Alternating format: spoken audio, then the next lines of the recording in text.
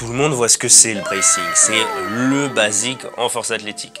J'ai fait une vidéo dédiée à ce sujet, mais il y a quand même des particularités selon les mouvements, selon les morphologies, et puis il y a quelques techniques, disons, avancées, si on peut appeler ça comme ça. Et dans cette série de vidéos, je vais te présenter ces fameuses techniques qui vont te permettre d'exploiter au mieux ton bracing et donc d'être plus fort. Le bracing au deadlift, tu as deux choix, le faire en haut ou le faire en bas. Et le choix va changer complètement la manière dont tu vas faire ton setup. Mais en tant que coach, pour une bonne partie des pratiquants, je vais plutôt conseiller de faire le bracing en haut. Parce qu'il y a quand même pas mal d'avantages à ça. Ou plutôt, le bracing en bas présente quelques désavantages quand même. Si on épure au maximum un setup classique sur un deadlift, que tu enlèves là tous tes mouvements de cha-cha-cha, on a l'engagement des hanches, la prise de barre et le levier. Avec un bracing en bas, tu as l'engagement des hanches, tu chopes la barre, bracing et levier. Sauf que, si tu regardes cette position en bas, tu peux pas trop faire ton bracing correctement. Parce que t'as pas assez d'espace entre ton ventre et tes cuisses. En plus, il y a la ceinture qui te bloque, donc en fait, t'es pas dans une position qui te permet d'avoir un bon bracing. Du coup, pour compenser cette mauvaise position, tu vas lever tes hanches, sauf qu'en faisant comme ça, tu ajoutes de la déviation sur ton mouvement de base. Et le problème en déviant ta position, c'est que tu ajoutes de l'amplitude, et c'est autant d'amplitude où tu peux faire des erreurs techniques. Étant donné que tu montes tes fesses très haut, le risque, c'est de les laisser assez hautes, ou au contraire, pour compenser, tu les baisses très basse. Le deuxième problème, ça découle aussi du fait de relever les fesses, c'est que en fait, si tu manques de mobilité, tu vas arrondir le bas de ton dos parce que tu n'es pas capable d'avoir autant de flexion de hanche. Et si tu arrondis le bas de ton dos, tu vas biaiser la position de ton bracing et garder cette position au moment de réengager les hanches.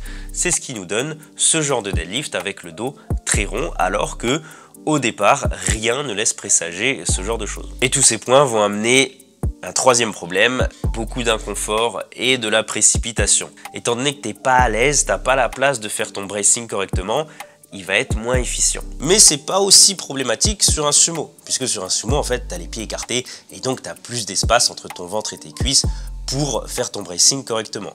Après, si tu es petit, gros et que tu n'as pas une grosse ouverture de hanche, ça reste pas exceptionnel.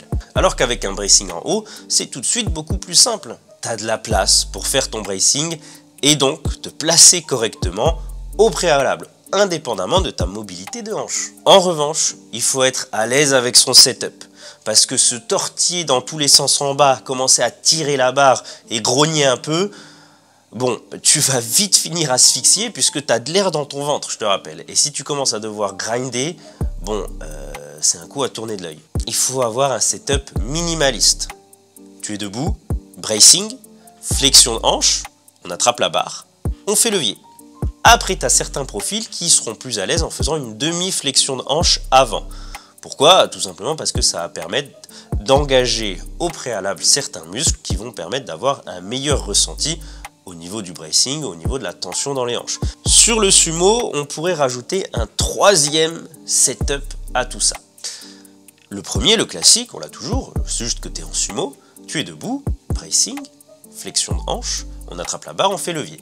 Mais je te rappelle qu'en sumo, tu as les pieds écartés et une grosse part de rotation externe sur les hanches, les genoux, etc. Donc certains profils vont être plus à l'aise en faisant au préalable cette rotation externe. Et du coup, rotation externe, bracing, flexion, on attrape la barre, on bascule.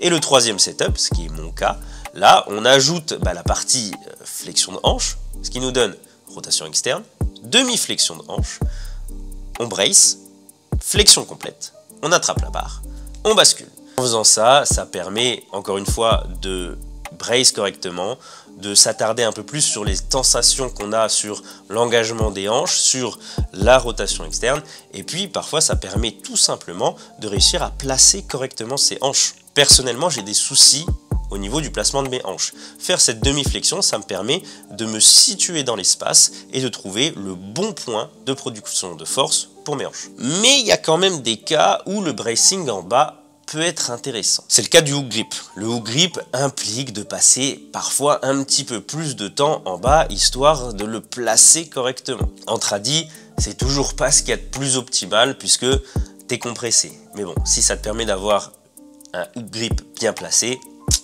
faut peut-être le faire. En sumo par contre, on est plutôt bien.